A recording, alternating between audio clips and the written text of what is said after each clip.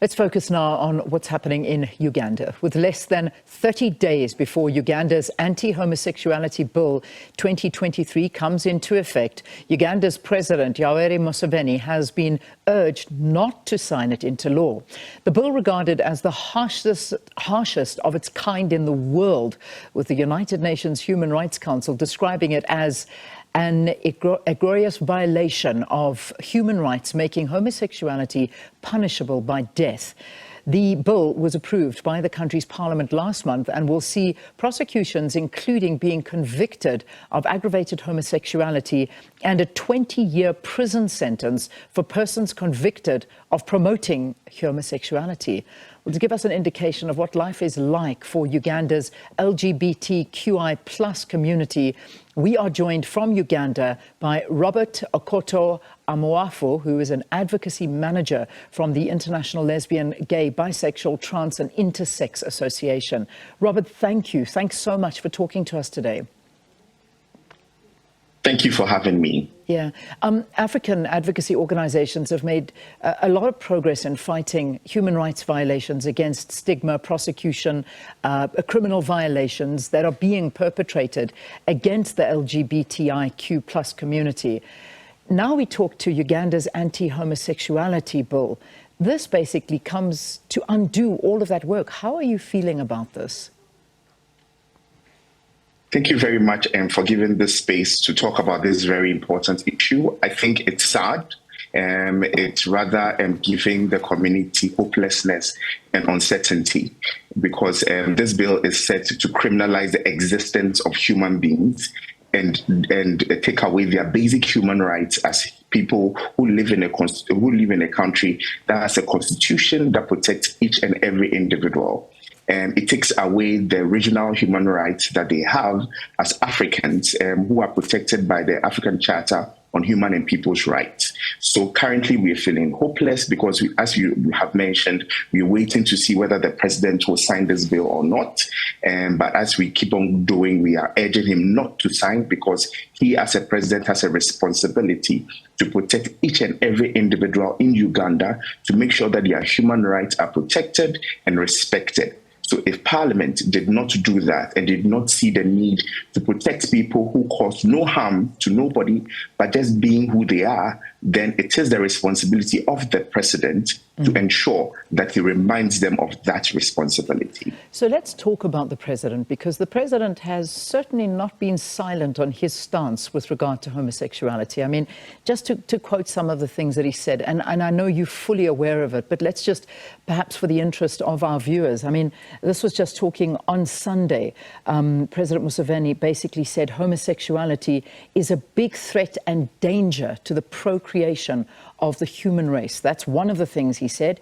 He also went on to say that Africa should provide the lead to save the world from this degeneration and decadence, which is really very dangerous for humanity. If people of the opposite sex stop appreciating one another, then how will the human race be propagated? That's just one comment that he's made. I mean, when you hear things coming from your president like this, what hope do you have that he's not going to sign this? Because he sounds like he's ready to sign it today. We are very much aware that in many instances where politicians find themselves, informs what they say and what they would like to contribute to the conversation. We've also heard the president talking about being aware of homosexuals in the community and living with them. And before, we've heard him mention that before. So for us, listening to him during the period when the homophobes and anti-gender, anti-human rights movement met last weekend, it's something that we expected the president to look at and say, but also hopeful that he is listening to the other community members, other international people who are speaking to him in various ways and means, that he would understand. And I know that he would look forth to listen to people and ensure that though he has a stand publicly like this, he would listen to people and pay attention to human beings who cause no harm to no one, and hear the voice of his people. We hope that within the 30 days, he will hear people, he will listen to other voices apart from the parliamentarians and the homophobes, so that we move forward in the right direction. Can you give us an understanding of what life is like in Uganda for the community at this point in time? And especially with, I mean, we've got, what, about 30 days left, and so much is being said, and this bill is lingering. What is it like in Uganda for the community? As a researcher and someone from a regional organization, I came in to listen, to see and understand what is happening. The key thing, the key two words is hopelessness and uncertainty. Hopelessness in the sense that this bill seems to criminalize the existence of a human being. And for that matter, people who have come out as LGBT people in their community already see no light because, of course, many people are waiting for this bill to be signed, and they have the effrontery to cause harm and danger to people already. And people are reporting incidents of rejection, especially activists who are well known are reporting incidents of eviction, of homophobia and hate against them, and the chances of losing their offices as places where they work already, because landlords are afraid that these things will harm them as well, because the bill calls on such people to report and eject such people. And already, though the bill has not been signed, some people are already implementing it as it is. So you can imagine the hate and the shame and the pain that LGBT people will go through in such instance. Yeah. And we see incidents of people also reporting losing their money because, of course, they can't go to the banks to access such funds because their banks know who they are and what they do. Yeah.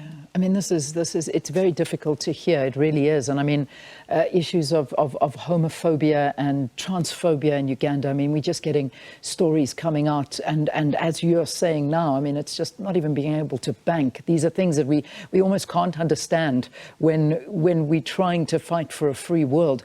Uganda is not the only country, the African country, I should say, that's wanting to sign something like this into law. I mean, we've got other countries, Kenya, Ghana, Malawi, that are also looking at something like this. Does your sort of fight and organization mix with these other countries and try and fight this together? Yes, we are Pan-African International Lesbian Gay Association. So we work with all these countries, activists and human rights advocates in all these countries. And the key thing is that we have seen the move of the anti-gender, anti-human rights movement in Africa. And it is a roller coaster where they are picking one country at a time and pushing this agenda. Of course, we all knew that once Ugandan parliament passes, the next was going to be Ghana and going to move to Kenya and on and on. Mm-hmm. And so it's clear that there is an agenda, there is a strategy that is being implemented against a group of people that cause no harm. But the key thing for us to note is that LGBT people are just pawns in the hands of a lot of these people, of these anti-gender people, and especially the politicians who use LGBT people as pawns to get their numbers for their elections, to get popularity in their countries. If you see a lot of these politicians who stand in front of this fight, they have a lot to lose, and therefore they need a tool to use as something that will get them back their popularity. And some of them are succeeding. So for instance, the person who is pushing this, the MP who is pushing this bill in Ghana. Yeah. Robert, sorry, I have to quickly ask you this. I mean, obviously we saw happening, it happened yesterday or the day before. It was our opposition, one of our opposition parties here in South Africa, the EFF, along with a lot of other organizations, going to the Ugandan embassy and going against this. Have you heard enough outcry? Obviously, internationally, there's been a lot, but in the continent, has there been enough to try and stop the president? No, I don't think there's been enough. I think the first move from a political party was phenomenal and a key lesson for a lot of political parties and groups in Africa. And for some of us, we're not surprised that this came from South Africa because we know the history of South Africa and the movement within the country. And so it's a big lesson for all of us. And the idea that this would happen is a great lesson. We believe that the South African president has a responsibility, having the constitution that mentions sexual orientation and having the experience of living with this constitution for so long, he has also a responsibility to remind his colleagues in countries like Ghana, Uganda, and other countries that are seeking to further punish LGBT people. He has a responsibility to do that. There are countries that have decriminalized homosexuality in their countries. Angola has done that, Mozambique has done that, Madagascar has done that. And we think that it is important that we have countries that have decriminalized, move forward and speak to their colleagues to remind them of their commitment internationally and regionally to stand firm and show that they have people, they are Africans. And so the rhetoric that people use that Africans are not homosexuals is wrong.